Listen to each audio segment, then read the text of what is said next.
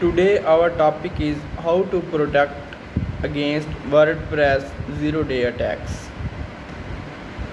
When it comes to cybersecurity, what you don't know can hurt you, and it can hurt you severe.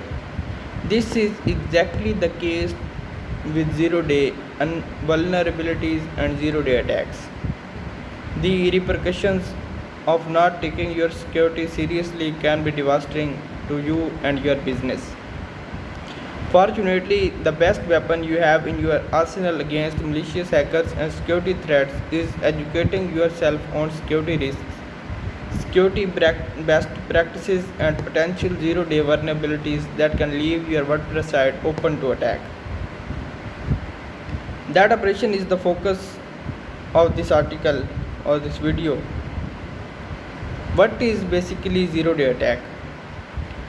A zero-day vulnerability happens when malicious actors or hackers discover a security flaw in a piece of software and exploit it to gain unauthorized access to your WordPress site. It is important to note that the security hole must be known to a developer for it to be a zero-day vulnerability. A zero-day attack or zero-day vulnerability gets its name from the fact that once the vulnerability disclosure is known or made public, you have exactly 0 days to make the site secure and protect against the vulnerability by releasing a security patch that solves the security issue in questions. This often involves working around the clock and can be quite an unpleasant experience, but if you fail to release a patch in time and the hackers discover the vulnerability before you, the consequences can be dire. Let's take a look at some common ways hackers use to attack such vulnerable systems. Phishing. Phishing is a type of brute force attack that hackers use to access your system. Phishing involves using software to enter all kinds of random, nonsensical values into the various input boxes of your website. Almost every website has input boxes for typing in things, including the search bar, the text box on your login page, etc. When the code for the site has holes in it, hackers can detect vulnerabilities by looking for caches. When they spam the put in boxes with nonsensical data. Phishing.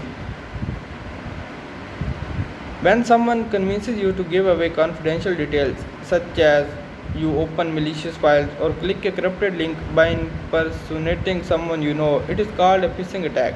Like pretexting, phishing is a form of social engineering. Once a hacker has gained access to your account, they can use it to look for vulnerabilities from inside the system. How a zero-day attack can harm your website, WordPress website. When a group of hackers discovers a flaw in your software or WordPress website, they can write very specific malicious code to take advantage of security vulnerabilities. Unfortunately, these vulnerabilities are often not obvious to the lay person. Then they package this code into the malicious software or malware. This is referred to as the zero-day exploit.